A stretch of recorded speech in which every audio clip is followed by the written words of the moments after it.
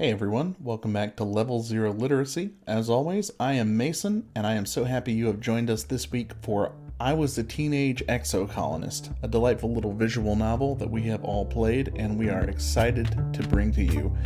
As always, we're going to spoil the game from beginning to end, and we're going to discuss topics that include, but are not limited to, childhood trauma, death, and dismemberment. Please use your best judgment before proceeding, and enjoy.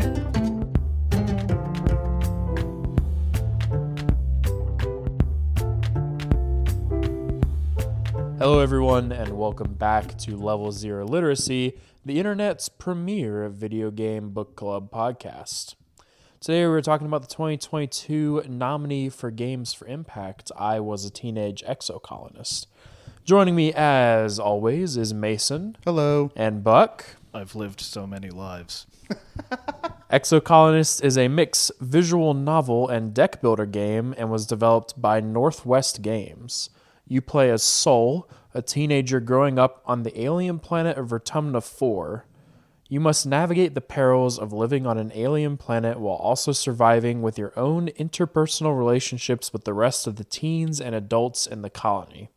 How will your decisions impact the survival of the people you love and live with? Let's find out. Gentlemen, how do we enjoy Exocolonist? This is a pretty good game. I wish I could have gotten like 5 more playthroughs in. Yeah, definitely a multi playthrough to kind of get all of the essence of the game type of thing. Yeah. But even 2 playthroughs, which is what I played, and I think what you played, Buck, right? I got a lot out of this game, which is surprising because at the outset I thought that I was not. Within the first 5 hours, I was like, I'm not really going to like this game. But I was pleasantly surprised by the end. Yeah, to give the listeners some context, I've played this game for 23 hours and beaten the game twice, seen 3 endings, and there's still a lot more that I don't know and want to do and never will be able to because we make this podcast. Yeah. There's a lot. There's a lot of endings. There's a lot of stuff that requires you to do very specific things. And so, one of the weaknesses I think there is with this game is there is a point where it's kind of like you are compelled to look up a guide to do the specific thing you want to do. Absolutely. Because you can do so much stuff that feels good to do. In my second playthrough, I had 6 stats maxed out by the time I was 17. Yeah. God almighty. And that doesn't do anything. I achieved all those high stats and stuff, but I can't really use them for anything. Yeah, it depends on what you're trying to do. Yeah. It's interesting because a lot of the stats, realistically, most of the stuff that matters is the stuff you do outside the walls stat-wise when you go exploring. Really, the only stats you need if you're staying inside of the colony for most of your playthrough are the intellect stats, because that's what's going to give you access to the science stuff that you need to do to get the special endings. So this game essentially has 20-something endings. 29 endings, but about 2/3 of those endings are just you get a different job.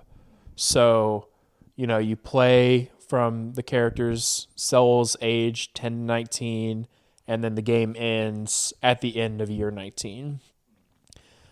And if you basically just play through the game normally and don't do anything specific, at the end of the game you were assigned a job, pretty much whatever you spent the majority of your time doing, or if you overthrew Lum as governor, then you get the governor job or whatever.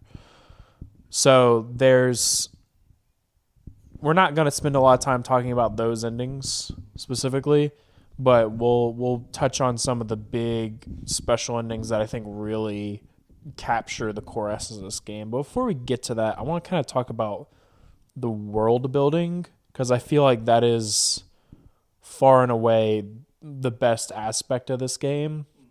And it's nice because I really enjoy how the developers worked to make something that was a progressively minded piece of work without it feeling really stilted. It felt grounded in the world that it was in, you know? Is this our first sort of futuristic spacefaring type of sci-fi game that we've covered? We've done sci-fi, but is this the first like this genre? I think so. I believe so, yeah. So this is like baked into this kind of genre, the, you know, far future planet exploring type of stuff is this critique of the time that the author is in. Yeah. And this is the first time we've really been able to explore a game with writing like that, and it was really nice. It was really nice. And I love, and just like Disco Elysium, there are critiques of the methods of the progressive tendencies of this game. Like it doesn't just kind of let loose and just be like, oh, look how happy and good everything is. There are like issues within this society that people have to address and have to sort of come to terms with as a result of being a part of society they're in. And I always appreciate when writers and creators can be critical of their own ideal societies. Yeah, shows a lot of maturity. And I mean, it helped in this game that the setting was a space colony, you know, like the first space colony kind of fighting for survival. What I appreciated the most about sort of the exploration of a far future, sort of far progressed past our own sort of mindset and social tendencies type of world was they explored some things that I didn't expect that I found that were pleasantly like written very well. The one thing I'm thinking of specifically is in my second playthrough, while I was cooking, two of the characters had a debate about eating meat. Yeah. But in this society, no one has ever eaten meat before. They subsist like almost entirely on soybeans. So like they had the eating meat debate, but from like the opposite of how it is normally framed in like real life, right? Yeah. Where eating meat is like normal. This character who's trying to get people to eat meat is like, well, you know, back on Earth, lots of people did this. Nutritionally, it's very good for you, and we don't have a lot of food right now. Which characters were talking about this? Tammy. It's Tammy and antecedent. Okay. So the soldiers land in the late part of the year and start hunting, which is, you know, not ever done before. And she brings like I forget what like a mantis or something. She's like, we need to cook the meat. And Tammy's like, what the fuck? I'm not eating flesh. That's crazy. Yeah. And, you know, antecedent's like, we don't have any food. Like, you can definitely do it. Humans have been eating meat forever.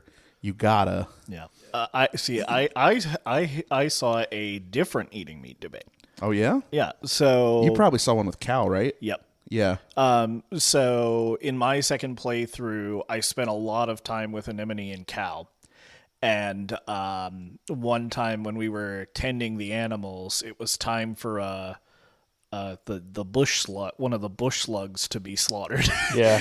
And Anemone was like, delicious bush slug. Yum, yum, yum. And Cal was like, let's not do this. Let's not eat this. And then what ended up happening, I was like, let's just let the little guy go. And so Cal and Anemone were just arguing. Anemone's argument was like, we're omnivores. We should eat the meat. Blah, blah, blah. We have teeth built for eating flesh. And because they were so engrossed in their argument, I was able to just sneak away with the animal and let him go. You just be free, bristle slug. Just like slooped away. I really love all the creature designs in this game. They're like just alien enough for you to believe that it's an alien planet, but they're also like endearing enough to make you care. Yeah. I like that they didn't just make everything like mammals that could conceivably exist on Earth. Yeah. There's some animals that's like, oh yeah, this is like, if this was on Earth, we would think it's a plant. Or like, yeah, this is like, if this is on Earth, we would think it's a mushroom. And you could like learn a lot about the local flora if you take a bunch of natural science classes. And eventually they'll be like, oh yeah, on this planet, fungus and plants and animals didn't evolve very far away from each other. Yeah. Yeah. So that's why all these things kind of overlap. You have these things that are like, they're called mantises. They're called mantises. They're big. They look kind of like big praying mantises, but they've got like You talking about the manticores? or manticores. Sorry, Yeah. they look like big praying mantises, and they have like foliage growing all over them. And you have bristle slugs, which have literally Berries. they're like half bush. Yeah.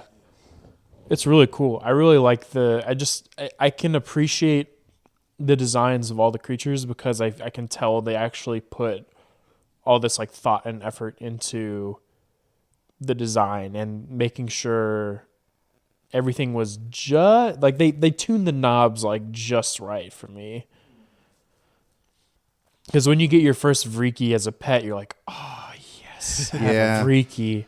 I named mine. So they have. I assume the name list is like set, and I named mine Ricky Tiki because it's a reference to Ricky Tiki Taffy. I guess. Yeah. I named mine Vri Larson. I kept naming mine after celebrities. I had a pony. I had like a weird alien-looking unicorn at one point. It was following me around. I was like, "There's no way the adults are cool with this." So let's get into the meat and potatoes of this game, which is the characters. I feel so really there's two sides to this game. If you stay inside of the colony for the majority of the game, it is a very character driven, text heavy, figure out what's going on with the relationships between people and like solve the issues of the colony type game. Yeah.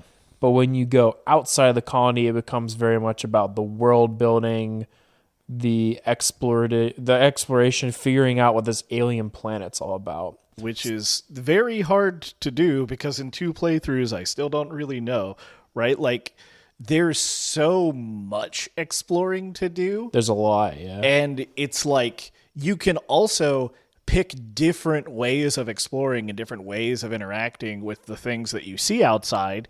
And based on what you do with that, you learn different things. Yeah. I'm going to say something I think might be the controversial take of the episode. I think the character work is very middling, very just okay. For about half the characters, I agree. I think it depends on the characters because I think if half the characters are middling, Yeah. then your character work is middling. Yeah. I mean, like you can name a couple of characters who are very well written and have a lot of interesting things about them in development, but like, then the writers decided to make a bunch of middling characters. Yeah. I think the exploration, I had a lot more fun on my first playthrough when I went outside the colony constantly. I did a bunch of stuff with the alien world, and I was like, oh, I think these people were much more inspired, and they were doing a lot more creative and cool things when they were shaping this alien world. Yeah. And When the I was secret endings also. revolve around most of the secret endings revolve around exploration Yeah. of the planet. And my complaints with the characters is like they kind of, and this is going to sound crazy for a sci-fi game, but like they really disrupted my suspension of disbelief a lot when they would be like, oh yeah, we make genetically modified children. We're going to an alien planet. What would be the single worst thing you could give a child going to an alien planet? Oh, let's make them not feel any fear. Well, you're dooming that child to die. If you're like, fear is like super useful. And then there's like another child and it's like, oh yeah, we programmed our child to not feel any shame. It's like, okay, shame is also... is that Mars? That's Yeah, Mars, Mars. yeah. Okay. Mars, Like, yeah, that's Mars augment. Shame is like pretty useful socially to get you to not act like an asshole. And it's like, well, I get like, Well, I mean, I don't think the writers wanted you to perceive the genetically modifying children thing as just a cool, positive part of their society, right? Yeah, I think there's to me, there's a lot of parts of that are, this is something that we do to try to make things better. To try to make like ultra extreme humans. Yeah. Right? But it wasn't like I wasn't viewing it as a in the frame of mind of, oh, the people didn't make society better. I was viewing the frame of mind of like, this kind of breaks just like the first base level of thinking of like, what would people realistically do? Yeah. Like why on earth would you make a child that can't feel fear? That's the that thing makes with sense. how do we want to pronounce Dis. I I'd just say I dis. say dis. That's the thing with dis, right? Like making a child without fear is actually a very stupid thing to do if you're trying to get people to like cooperate. Dis has if Dis is not scared, he has no fear of the repercussions of his actions, right? Like but I mean I think Dis is one of the not middling characters though. I think both Tangent and Dis are super interesting. Tangent's I think the high point of the characters in the game, but it's partially because she plays such a big part in how you can manipulate the world. Yeah. I think the best characters are Marzipan and either Lum or Anemone. Lum's great. Lum is interesting. Can I Just ask from why his perspective. why Anemone? Because like I tried to get into Anemone and She tells a very interesting and a very human story to me of someone who experiences like the loss of someone who they're very close to, who undergoes like a very traumatic thing, and then this sort of new ideology, this new idea that acts as an outlet for those emotions, for that pent up sort of aggression and trauma and sadness comes along, and she falls headfirst into it, and she kind of changes a lot. You see her kind of shift her ideals. You see her convictions change a lot. You see her fall in with people who are like very unethical people as a way to, as like a misguided way. can you save her brother? No. Okay. Can never happen. Yeah, that is... I tried really hard. Yeah. Of all the deaths in this game, Nemi's brother, Calm, is literally the only one that is not preventable. That is the only one you cannot prevent. Because so like in my second playthrough, I romanced Anemone. Like, Yeah. she's the person I maxed out in my second playthrough, mainly because I wanted to get her away from fucking Vase. We'll talk about this. When I did it, it was a very combat exploration focused playthrough, and like I stomped the Faceless, and then her brother still died. Yeah, Calm still does. And it says in that, like, even though this was only my second playthrough, it does say when you beat the Faceless, it literally doesn't matter what you do, you can't save him. Like the game says that. Well, if you go into the advisory warnings, Spoiler warning, or the advisory warnings of the game, it says in there like you can't. That's the one you can't stop, and it's because Calm's death is just so important to Nemi's story arc. Yeah. Now, could they have written two different arcs for her if he lived or died? Yes, they could have, but that wasn't what they wanted to do. They didn't want to. Here's what I wanted out of Anemone. Is I wanted to save her brother and then like use her to revolution against the Lum. Yeah, That'd be cool. That's what I wanted to do. Well, that's what I hoped for, and they already had Marzipan, who was doing that exact storyline.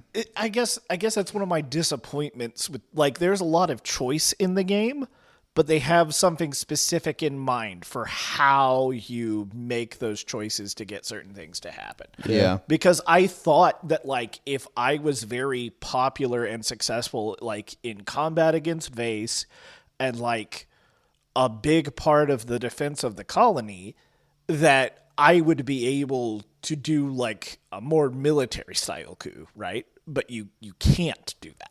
Yeah. That's not really a thing you can do. So let's talk about I think we can really lay out the disparate levels of character work in this game by comparing two characters, which is Mars and Vase.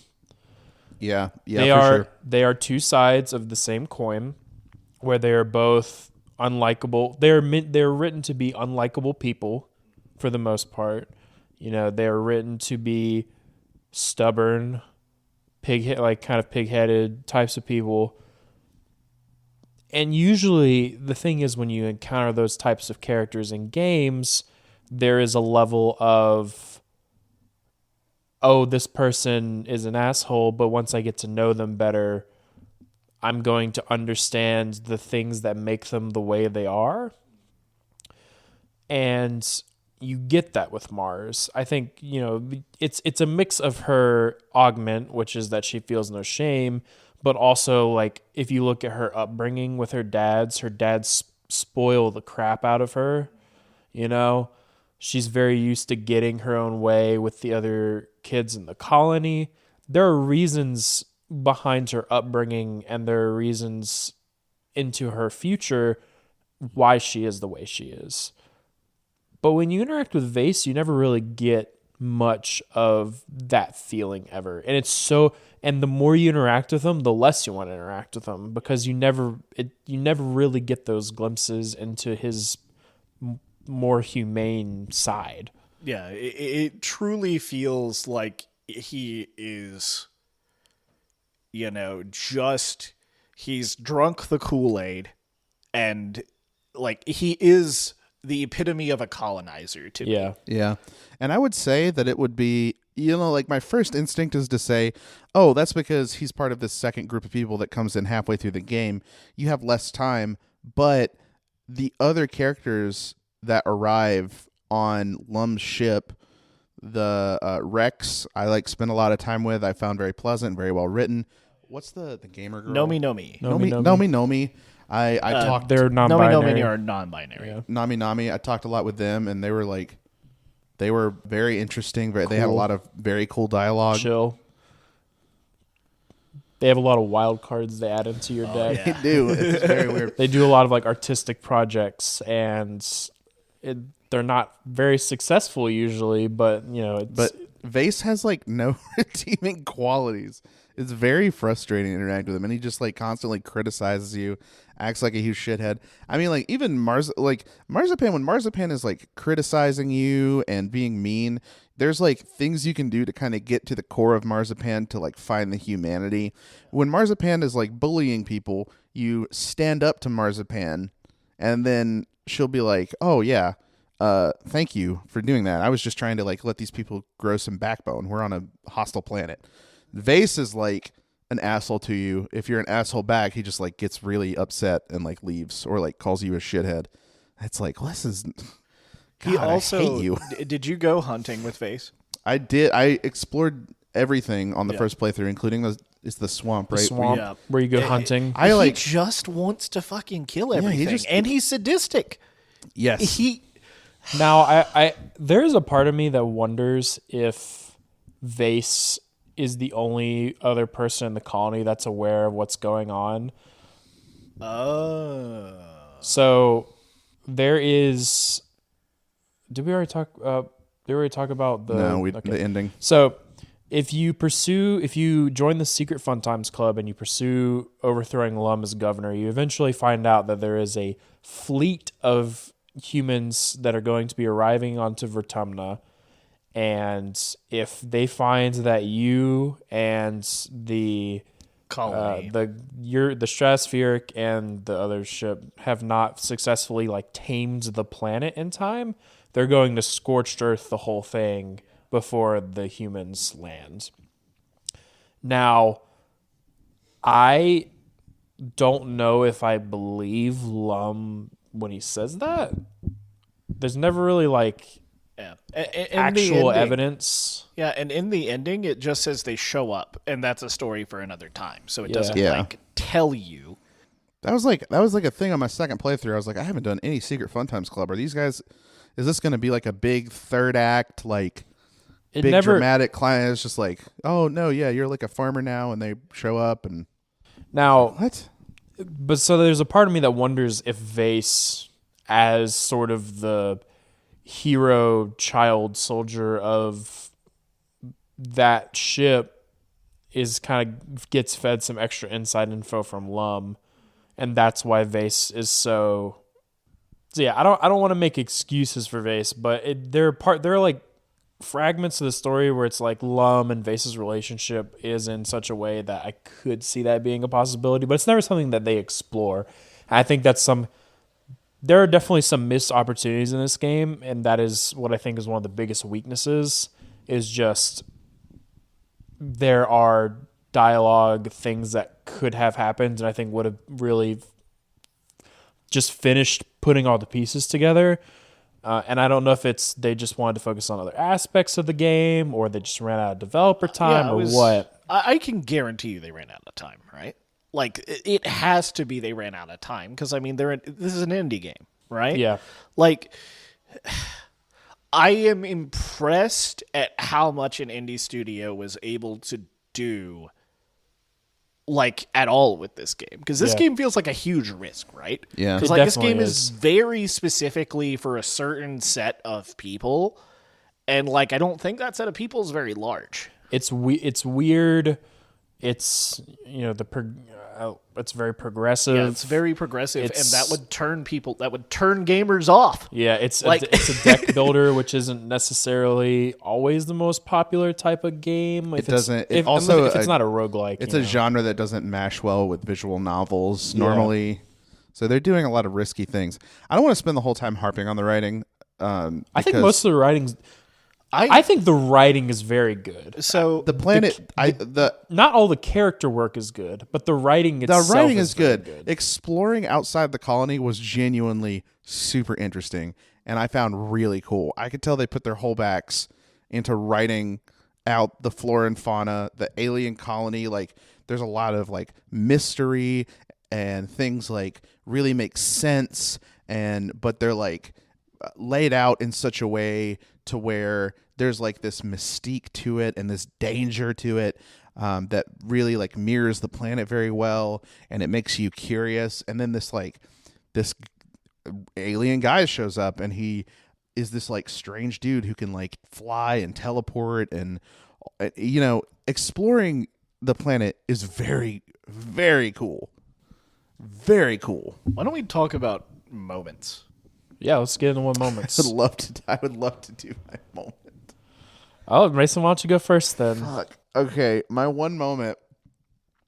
About 3 hours into this game, I was really considering asking people to drop it, and I text the group chat, and I was like, "This is a children's game. This is a game for kids." Yeah, I was sitting with you in Discord. This is not going to be mentally challenging at all, because you start the game in universe as a 10-year-old. You play 10 to 19, and it's like, oh, pick your favorite toy. Oh, mommy's coming. Do you want to give her a hug or give daddy a hug? And I was like, Sam, why the hell are we playing this? This is stupid. This is going to be about like how friendship is nice or something. It's not going to be challenging. It's going to be stupid. Did you not read the trigger warnings? He did not. His ass did not read the trigger warnings. His ass did not read the trigger warnings. My moment was 2 hours later. I was in the colony. I was like 12 years old. I think you're 11. Or 11. And it's one of the very first things that happened. One of the things, so like one day, all the kids gather around the kind of midwife and babysitter of the entire colony, antecedent, and she's giving out cotton candy, and you're all having fun and playing together. And then an adult rushes in and is like, everyone come quick, and you run to the creche. Yeah. You run to the creche, and you see Tammy's dead body, having been her neck broken and electrocuted to death. I was like, what happened? And then over the next 2 hours of playing, I proceeded to have Tammy's father get wheeled in with his neck ripped out. Tammy's dad wheeled into the colony with his neck ripped out by a manticore, and then the mayor killed by a bunch of animals. Yeah. And I was like, oh, I get it. Like, wait a minute. This game's very brutal. It's like, there's a lot of death. Like over the course of my first playthrough, my father died of an alien disease. My mother literally worked herself to death. All these, there's just like, you're surrounded by all this death and suffering. And that kiddish sort of atmosphere never really leaves, which kind of adds to the horror and creepiness of it all. Makes a lot of things hit like a lot worse. Yeah. Because like, there's still, you're like 15 and some people are like, oh, you're just a kid. Like you don't, you like, and like your character processes things like a 15-year-old would. And, you're trying to deal with flirting, having your first girlfriend and navigating high school and understanding like what you want to do when you grow up. And like, literally it's like, oh yeah, your science teacher got decapitated. It's like, oh my God. Yeah. There's a whole lot that happens in this game. And so like when Mason was sending these messages about the child game, I'm like, Mason, you just haven't played visual novels, have you? No, and I haven't. I don't play them a lot. Because like these kind of traumatic events are what a lot of like visual novels explore. Is like you're playing and everything seems cool, and then like there's just a disaster, and then everything goes horribly wrong. I'll talk about my moment now. Go for it. My moment came in my second playthrough. My first playthrough was very science focused. I romanced Tangent, spent a lot of time with Tangent, and Tangent's brother is Dis. I ended up not liking Dis a lot in the first playthrough, and it was really annoying. Like, it seemed like you put Tangent through a lot, even though Tangent's like not the most interesting, like, well, not interesting. She's not the most like loving sister, right? She's not a very agreeable person. Neither of them are, really. And like, her issue is like she's a very passionate scientist. And I really like Tangent. I highly recommend going through Tangent's arc in one playthrough if you play this game. Because it's awesome. She's one of the best characters to me. Yeah. And in my second playthrough, since I was going out a lot, I managed, like, I hung out with Dis quite a bit. And in one of the conversations with Dis, you find out Tangent is trans. Yeah. And you literally don't find that out the entire time when you're, like, romancing Tangent and hanging out with Tangent. Yeah. And it never comes, because why would it? Yeah. It wouldn't matter, right? And so, like, Dis... It was interesting to get to see Dis's side of the story, because one of Dis's things is like, these people told me like I shouldn't be sad about losing my brother. Yeah, and that's a really great thing, because that's a big thing we're having right now, where people, there's this whole thing where people are more. I've like read stories of where, married couples, one of them realizes that they're transgender and starts going through the transition, and the person's like, is it okay for me to mourn the loss of my husband even though I still love my wife? Like, is that an acceptable thing to do? That's just like, it's a really interesting moral quandary. And I think the answer is yes, it's perfectly acceptable for somebody to do that, as long as you are being a reasonable person about it. But you're right. That's like a very human approach to that situation, because like it should be something that's celebrated, and that they're finding what they're comfortable being, how they're comfortable living. And like change is hard. Yeah, and like part of Dis's point there is like, I never really cared. I kind of always knew, right? But then this is like, but like Tangent's kind of not a good person. Yeah. And that moment like felt pretty good to me, because it made it feel more worth it to do like a second playthrough, which a game like this needs to do. Yeah. Right? One of the legitimately good things they do with character work in this game is you add a lot of texture to the characters by getting to know the people around them. You can never learn like the full story of a character by only talking to them. Just talking to the one character. For Anemone, you learn more by doing guard duty and playing sports ball and talking with Vase. And for Dis and Tangent, it's you talk with one another. For Cal, you learn a lot by going farming, talking to Tammy. Yeah, talking with Tammy, and then talking with your parents. It's like everyone like adds perspective to all these other characters, because you get these like little slices of people, and that slice is supposed to represent a month. But that is legitimately like a good. I know I spent like 20 minutes harping on the character writing, but in that regard, they did very good. So my one moment involves Tangent as well. So as you're sort of playing through the game and you're developing out your scientific interests, eventually you have this little scene where Tangent's like, yeah, I'm tinkering with human DNA to like bring about the next step of human evolution and like improve the lives of everybody. And you're like, huh, this sounds a lot like eugenics, Tangent. Maybe we shouldn't be doing this. And it's like in the grand scope of the game, it's a very small scene, right? But it really hit for me because, as I was sort of alluding to earlier, I really respect this game calling out aspects of its own society, and like these are things that could be issues if we don't address them properly when we get to this point. Because everyone in this society, all the children in this society have some kind of augments that enhances their abilities in some kind of way. You as the player get to even pick your own augments. You can be like strong, you can have extra fingers, you can have super good eyesight. The other kids like Nimi can grow scales whenever she gets injured. It's just replaced by like a patch of scales. So that's a really cool concept. But obviously the next logical, to someone who is more logic brained, the next logical step would be, oh, what if we can evolve humans in this way? What if we keep tinkering and make other things better, right? Quote unquote better. That's a subjective term, obviously.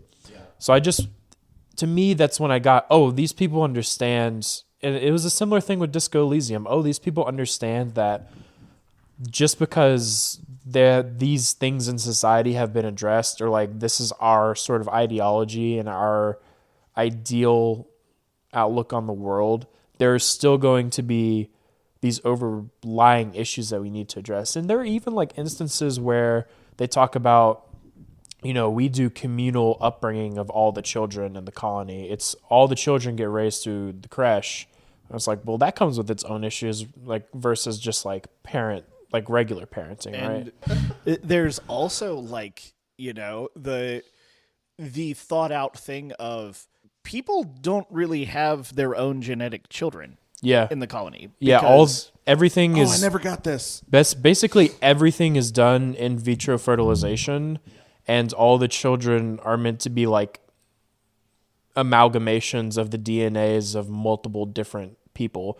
And part of it is that there's not enough people. So back on Earth, yeah. So part of it's there's not enough people, so they need the gene pool wide enough. So what they did is, I don't know if either of you know about this yet. Back on Earth, the stratospheric was basically built by. This is Earth, like in the not too far distant future. Climate change has like ravaged the Earth. There's been like post Norco. Yeah, there's been there's been lots of like war over resources and stuff.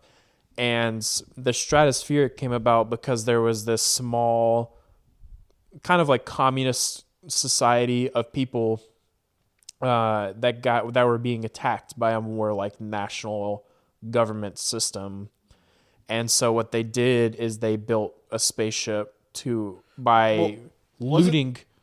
They like looted all of these places to like put a spaceship together. I thought the Stratosphere was built by a giant company and then they stole it from the giant company. Sort of, yeah. That's like sort of it.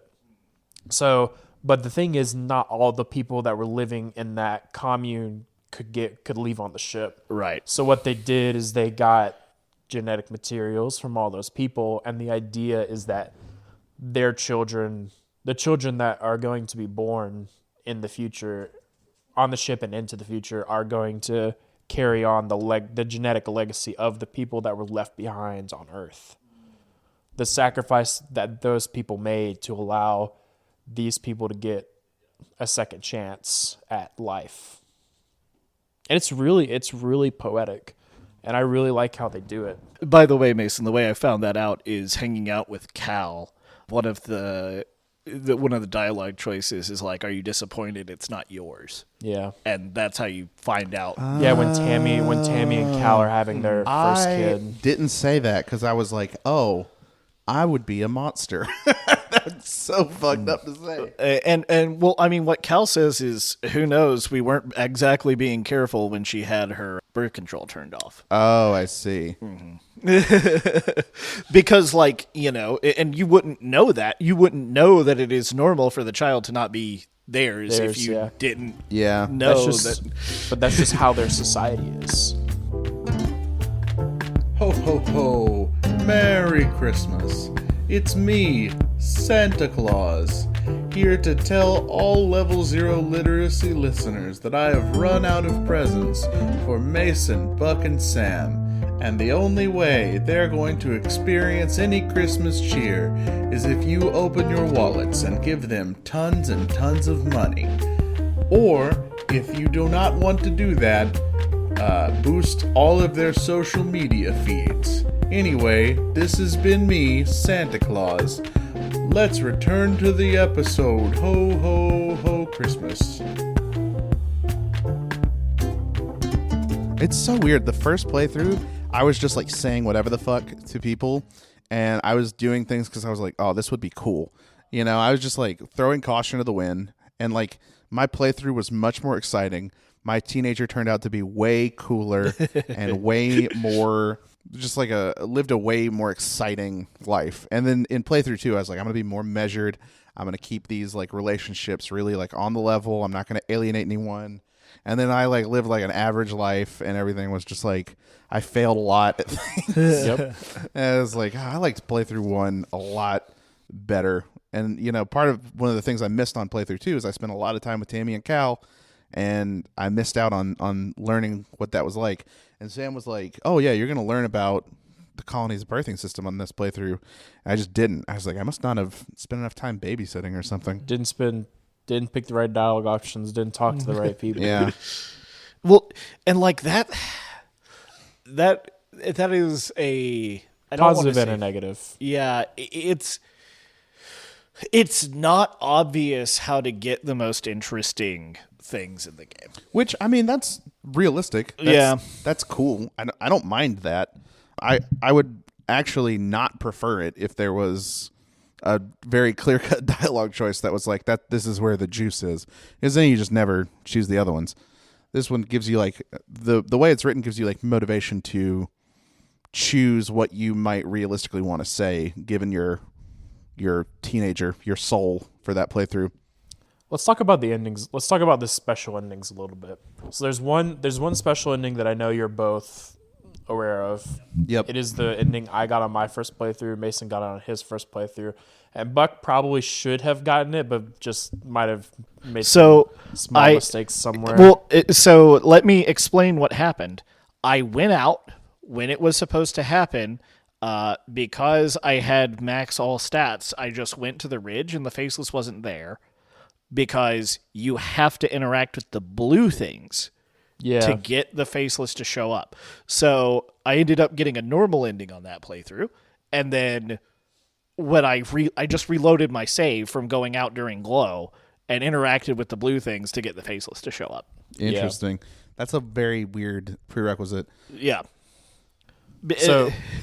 So essentially, when you go out, you can find this like array system that shows you a future where you go out during glow, and eventually you go out and you find this faceless, but it doesn't attack you, and you basically just huff a bunch of spores, and then your While mind, you're staring at the wormhole. your mind or your soul like transcends time, and that is the canonical ending, quote unquote. Well, it's Because- canonically it's what the causes first. the game to exist. The Yeah. first ending. That is canonically Which- the thing that happened in the first timeline. That is the Yeah. thing that happens that causes everything else to happen Yeah. the way it does. Because effectively your character gets stretched across both existence and non-existence. Yeah. To where you perceive everything all at once.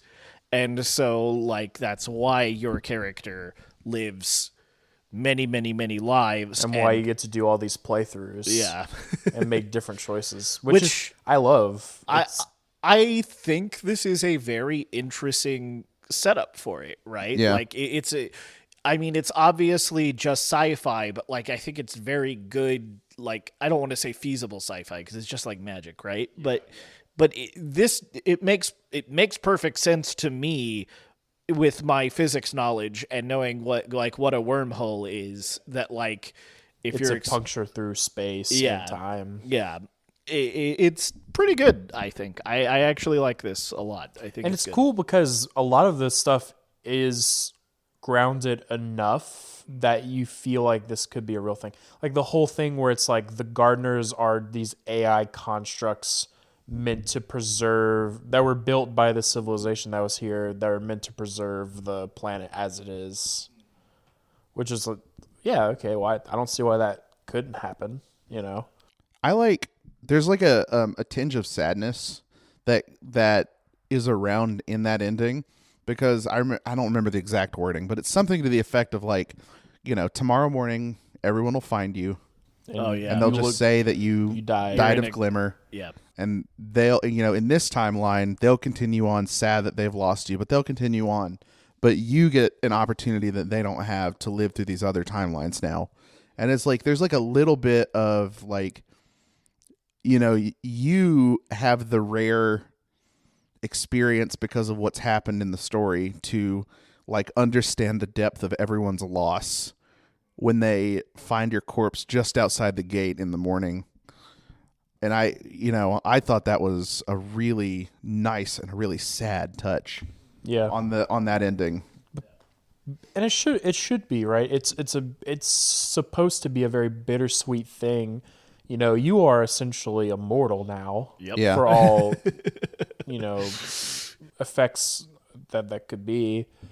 You know, you see this like ancient version of yourself that is just decked out in all these like data bands that are just the many things that happen through your many lives, which is it. Oh God, it's so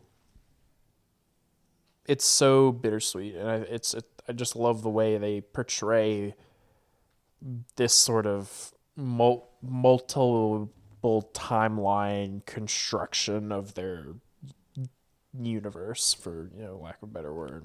All right, let's talk about the other special endings. Okay, so I'm very interested in the depth of some of these because I've heard of some of them. yeah, But so I'm interested in how you get them and what they mean. I'll talk through a few of the ones that I got, and then we can maybe get in some of the ones that you guys didn't see.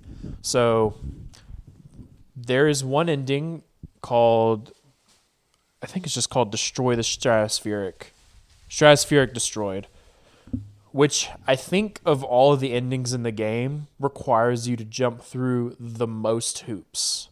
So you have to do the transcend time ending first.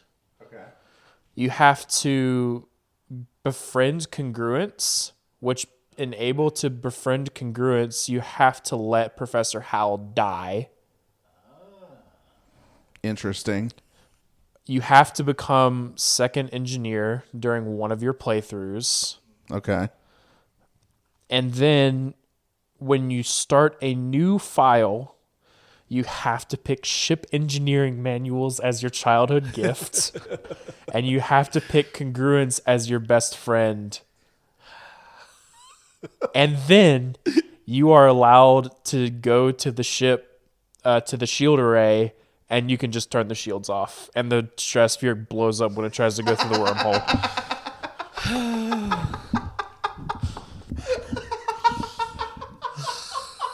And you kill everybody.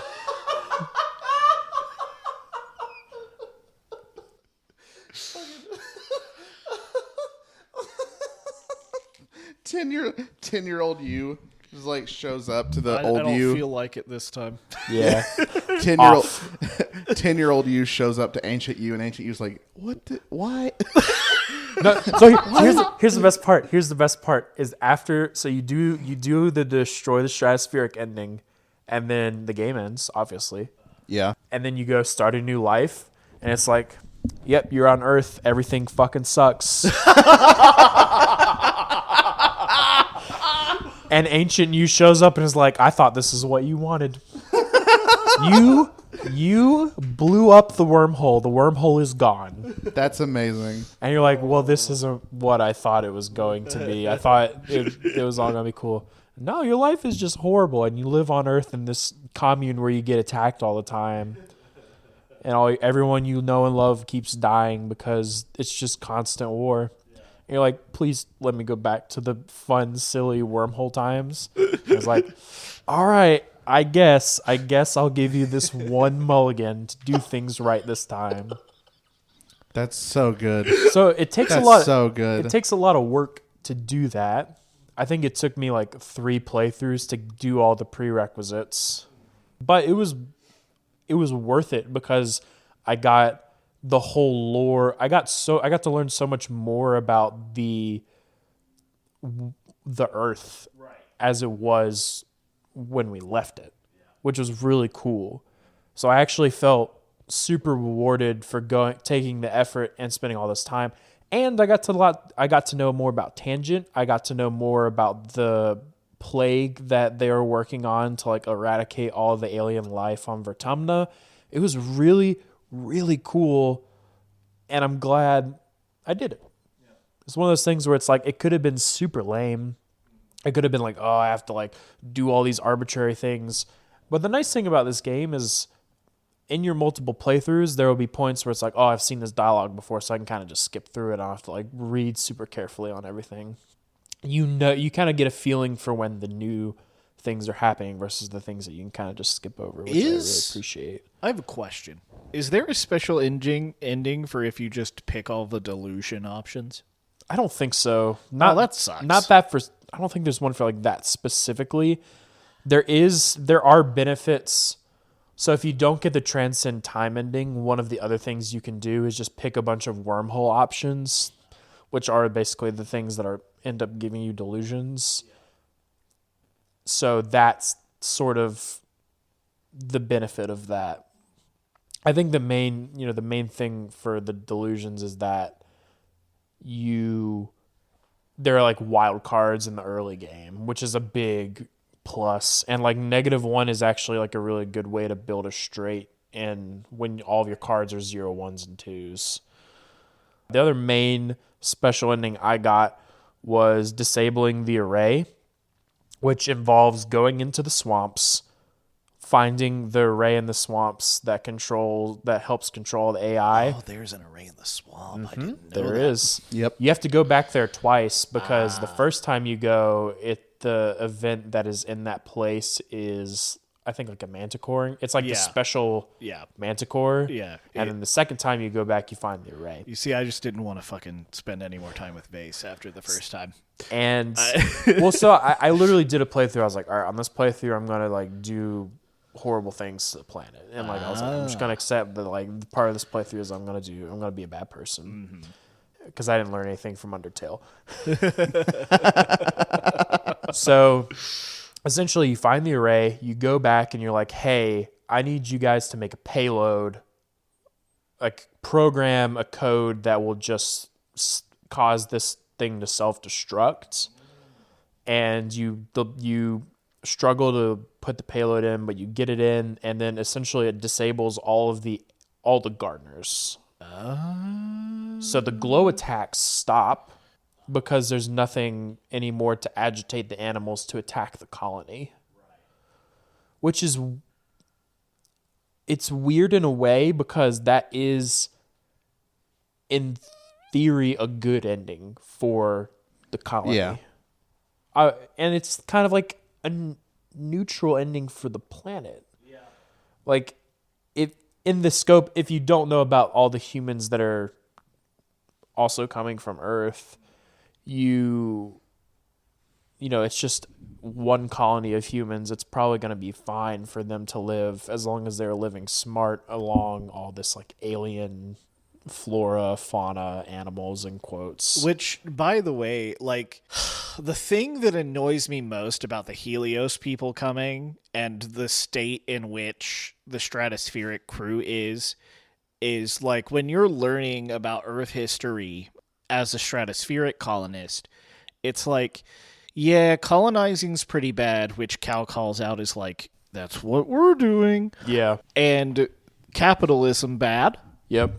And, like, you learn all these things, and then, like, the people in the stratospheric aren't willing to fight the people on the Helios harder about just, like, genociding everything and doing exactly what the whole colony and the children on the colony are taught are bad. Yeah. Well, that is one of the endings, is genociding everything. The Helios people are the only armed ones. Yeah, like your guys have tasers. Yeah. And the Helios people have guns. The Helios people have so much weaponry that it just dwarfs you. Yeah. Right? They literally let two faceless into the colony and blow them up. Yeah. It's just frustrating. I wish that I'm salty that my very combat focused build didn't allow me to fight them. Yeah. Yeah, I mean, well, that's I get that. Most of the combat stuff is meant to be done in the swamps. Yeah. It's meant to be your tag teaming with Vase to be like the most heroic. Now there is an ending where you do genocide all the life on the planet, and that's the one where you assist Tangent. Where you help Tangent and then don't convince her to stop. So whenever you get one of those things, it's like +1 to Tangent's cure. That's like what she's working towards. Uh-oh. Yeah. When it says helped Tangent, I was like, that's what you're helping. Whenever I did that, I just assumed it was for Glimmer. Yeah. Nope. And I eventually cured Glimmer. Glimmer cure is the Glimmer cure is it's just called the Glimmer cure. Yeah.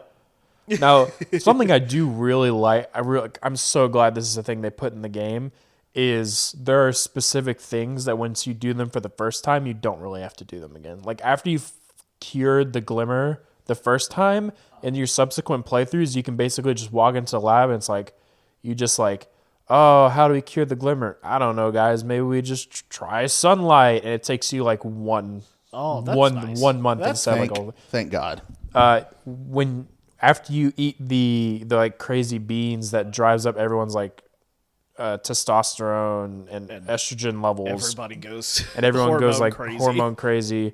The next playthrough, you can be like, hey, we shouldn't eat these beans, and then they do some research and they're like, yeah, it's a good thing we didn't eat these beans, and you get like +3 colony food from that because they don't cultivate the crop. Yes, I did that on my second playthrough, and that is like single-handedly doing that is what caused my mom to not die. Yeah. Like, so I'm glad that the time stuff is not just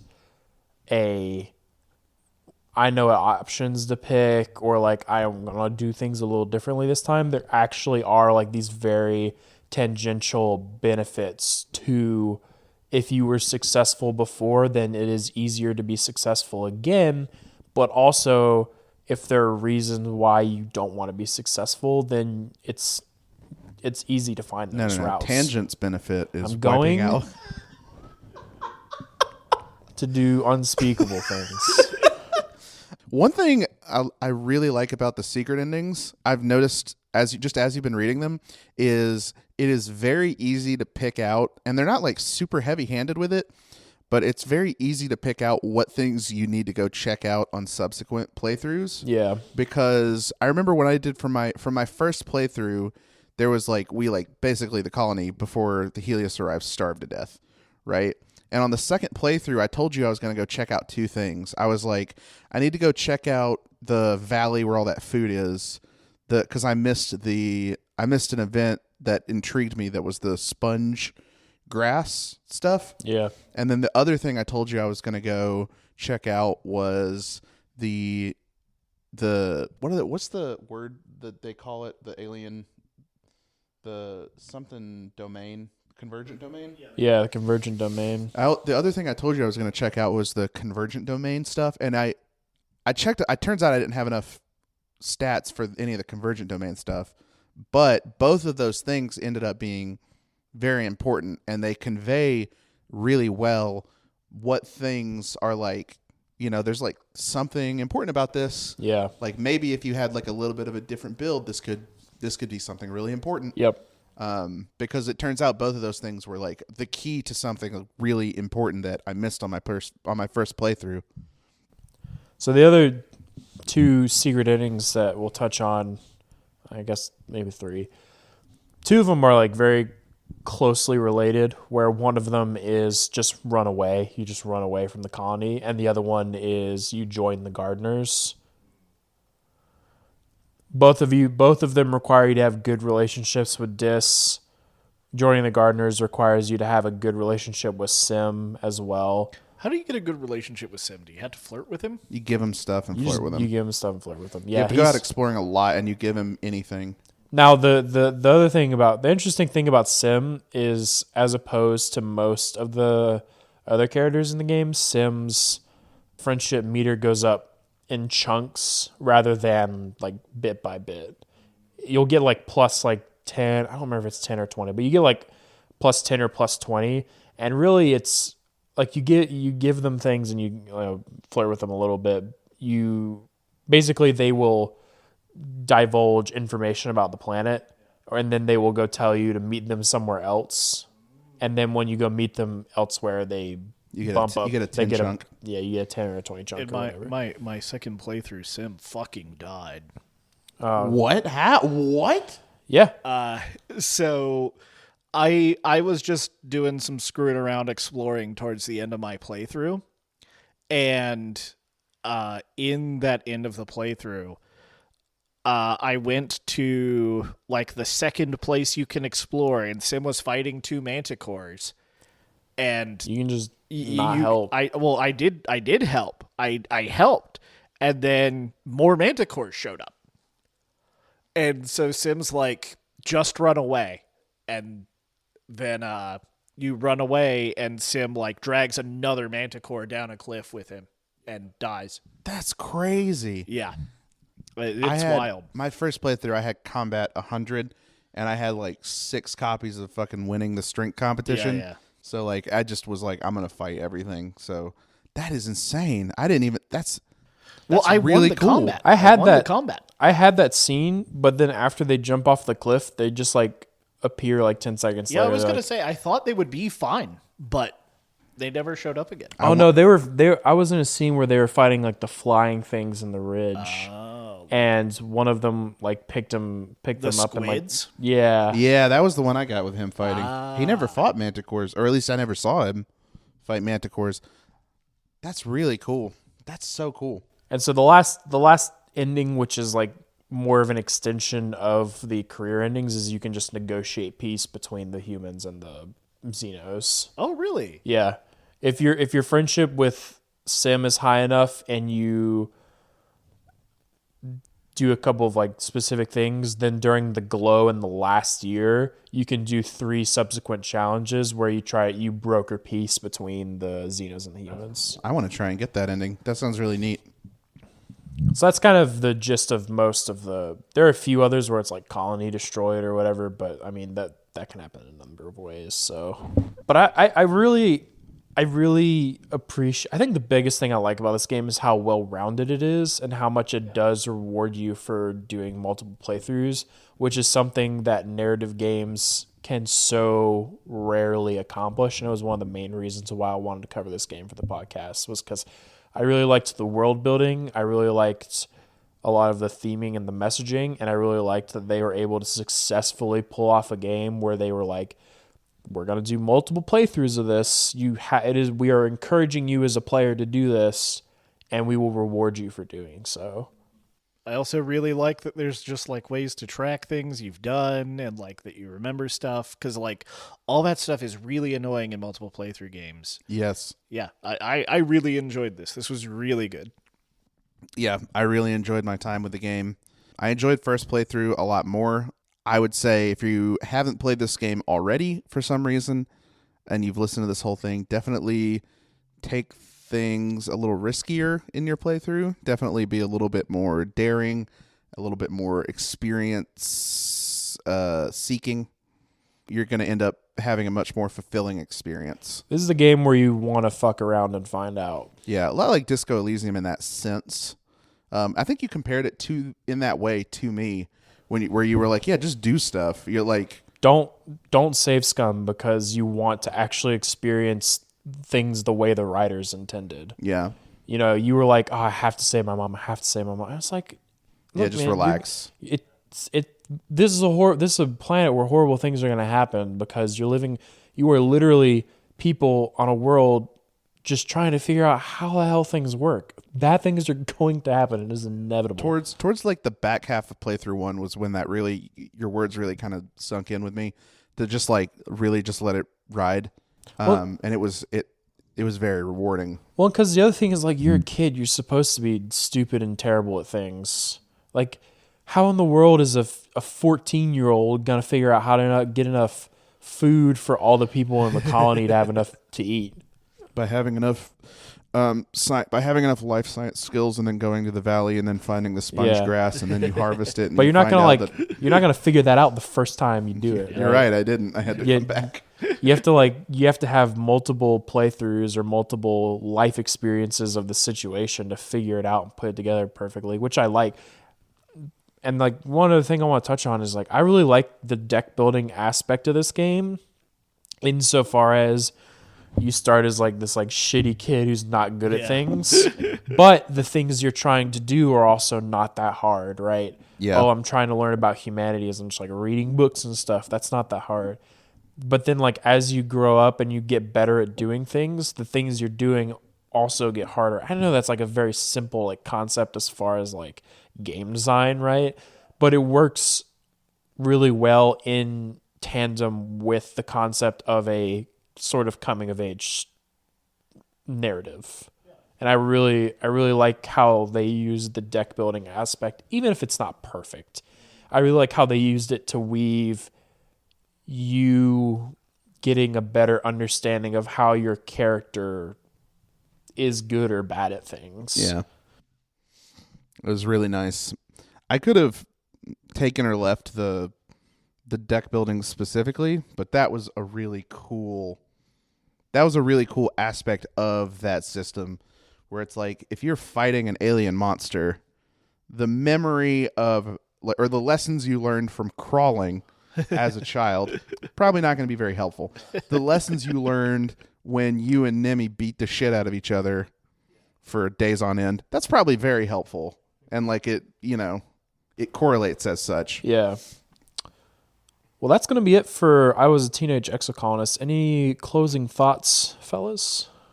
Definitely deserved the Games for Impact nomination. Might have deserved to win, but we haven't. We're going to play. We have a few other games from that list that we're going to be playing. What won that year? Stray? No, it was we're playing the game in the future. It's called As Dusk Falls. We'll see. Yeah. I don't think it deserved it, but I'm gonna tell everybody that the how long to beat main plus extra time, which is like 21 hours as of recording, is bullshit. That's not so accurate. wrong. It like main plus extra of this game is playing it like maybe 4 or 5 times. It's like 10 hours just in my first playthrough just because I was hemming and hawing about like what to do. yeah. And also, like my first time playing through, I talked to everyone every single month, and eventually I was like, okay, I don't need to do that. I don't need to talk to everyone. You need to talk. Yeah, you need to talk when they have an ellipsy or when you need to give them a gift, and that's like it. Definitely check out this game. You can find it on Steam. That's currently, I believe, the only place you can find it. Next episode, we're going to be talking about Yakuza 7, Like a Dragon. I'm so excited. We've been working on playing this game for about 4 months now. I think it's been a long time. This has been a big project, and I'm so excited to talk about it. But definitely tune in because that's going to be an episode you're not going to want to miss.